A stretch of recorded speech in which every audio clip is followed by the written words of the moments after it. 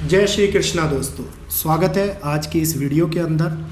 सभी लोगों को मैंने केरला के, तमिलनाडु के, कर्नाटका के बारे में बताया था और मैंने बोला था कि अब केरला के ऊपर नज़र बनाने की आवश्यकता है।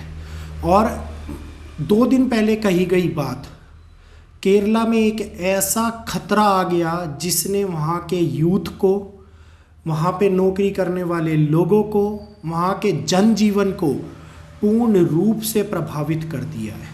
और ये अभी समाप्त नहीं हुआ है, इसकी जस्ट स्टार्टिंग हुई है और ये आगे बढ़ के इतना बड़ा, इतना ये कहिए कि वैश्विक स्तर का खतरा बन सकता है कि जो भारत में एक राज्य को घटोतरी की ओर ले जा सकता है।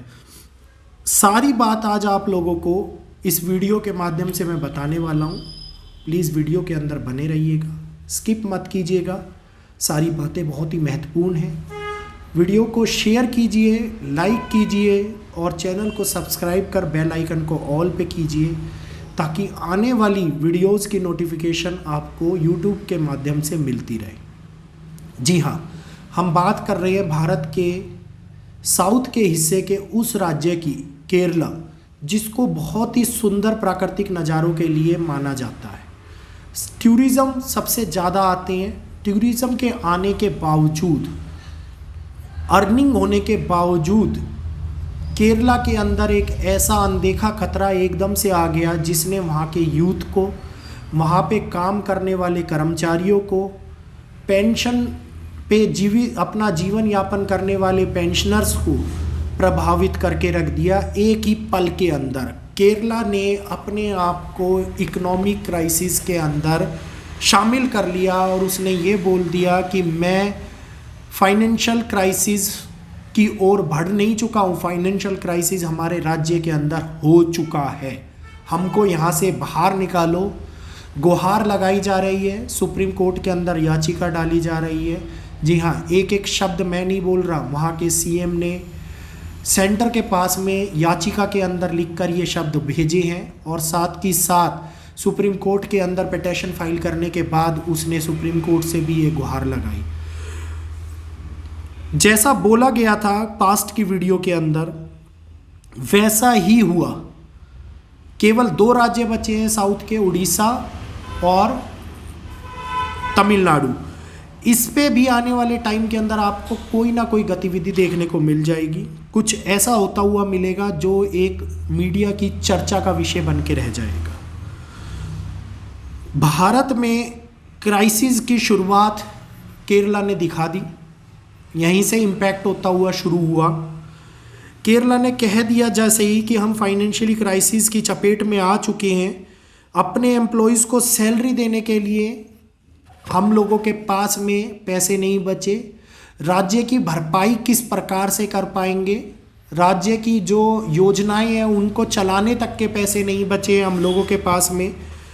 तो सेंटर के पास में उन्होंने गुहार लगाई कि एक बेल आउट पैकेज हम लोगों को दिया जाए कि हम अपना जीवन यापन करने के लिए कुछ अमाउंट, मतलब कुछ धनराशि हम लोगों को प्रोवाइड कराई जाए और इस बेल आउट राशि के माध्यम से हम अपने लोगों को पेंशन देंगे, सैलरी देंगे और अपनी योजनाओं को आगे बढ़ाएंगे। सेंटर ने साफ तौर पे मना कर दिया।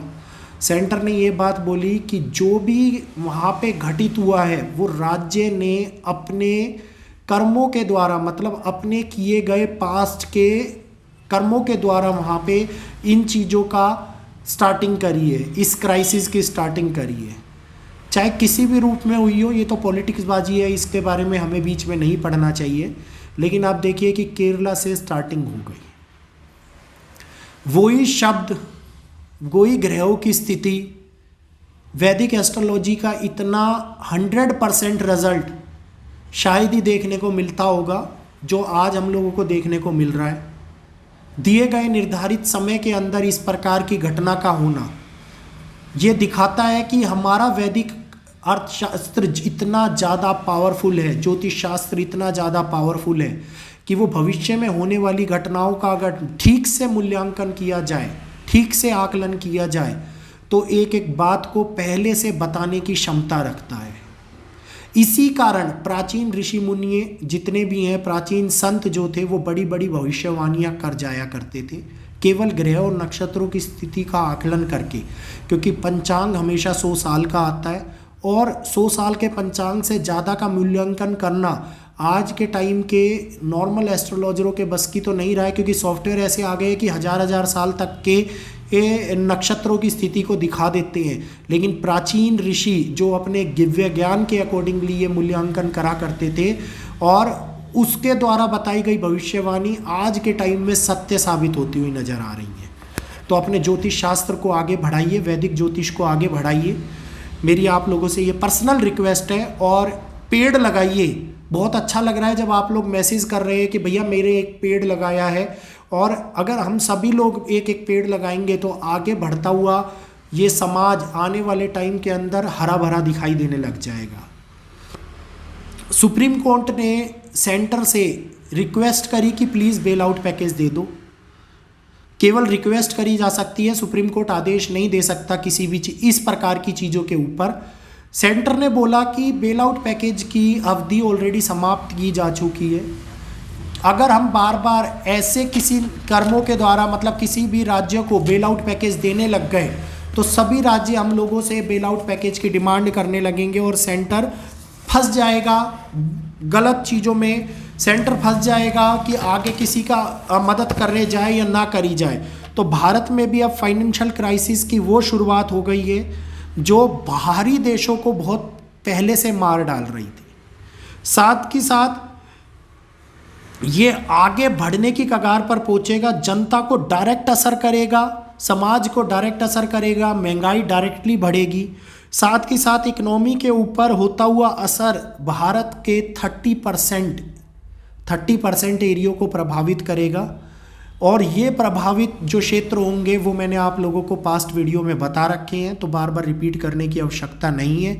जिन्होंने पास्ट वीडियो नहीं देखा है उनको बता देता हूँ कि आईटी, रियल एस्टेट और साथ ही साथ सिविल के ऊपर बहुत बड़ा क्राइसिस देखने को मिलने वाला है, जिसकी शुरुआत हो चुकी है। मार्केट में बहुत बड़ा डाउनफॉल आने वाले टाइम में देखने को मिलने वाला है, जिसकी शुरुआत ऑलरेडी होने वाली है। और अब ये देखना है कि भारत में महंगाई दर कितनी बढ़ती है और किस प्रकार से भारत उन महंगाई दरों से जूझता है और हैंडल करता है, क्योंकि चुनाव के बाद का कठिन समय अभी तो हम लोगों के सामने निकल के आया ही नहीं है। और जब ये कठिन समय के अंदर हम एंटर करेंगे तो हम लोगों के लिए कठिनाइयाँ हमारे घर के दरवाजे तक पहुँचेंगी।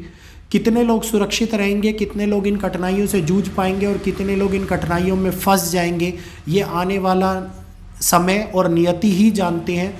तो दोस्तों, आज का ये वीडियो आप लोगों को वैदिक एस्ट्रोलॉजी के माध्यम से बताया गया। सत्य लगाओ, लगने की तो बात ही नहीं है, जो बोला था वो सत्य हो गया है। तो प्लीज़ वीडियो को ज़्यादा से ज़्यादा लोगों तक शेयर कीजिए, पेड़ लगाइए और हमारे प्रयासों को आगे बढ़ाइए।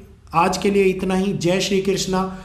कुंडली देखने के लिए 500 रुपीज़ का जो प्रोसेस चल रहा था उसको आगे बढ़ाने की डिमांड आप लोगों ने करी है।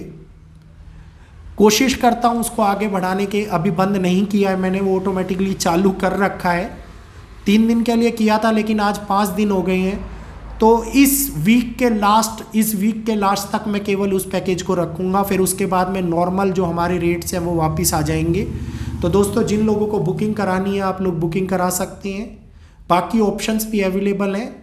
संपूर्ण जानकारी समस्याओं के बारे में सारा का सारा विश्लेषण करके और उसको हल, जो कहते हैं ना कि समस्या तो आप लोगों को पता है लेकिन उसका हल क्या है, तो उसके हल के बारे में भी स्पेशल जानकारी कुंडली देखकर, कुंडली के माध्यम से दी जाएगी। ग्रह अपनी चाल चल रही हैं, स्थिति हम लोगों के विपरीत है, तो आने वाले समय से बचने के लिए ग्रहों का आकलन कराना बहुत ज़रूरी है। साथ ही साथ मैं ये नहीं कहता कि आप लोग बोलेंगे, कमेंट करेंगे कि आप आकलन आप ही से ही करवाएं। दोस्त, केवल देखें, अगर खुद भी कर सकते हैं तो खुद भी करें, बाकी ईश्वर की प्रभु भक्ति करें। प्रभु भक्ति एक ऐसा माध्यम है जो सबको बचा के रख सकता है। जय श्री कृष्णा, जय माता दी।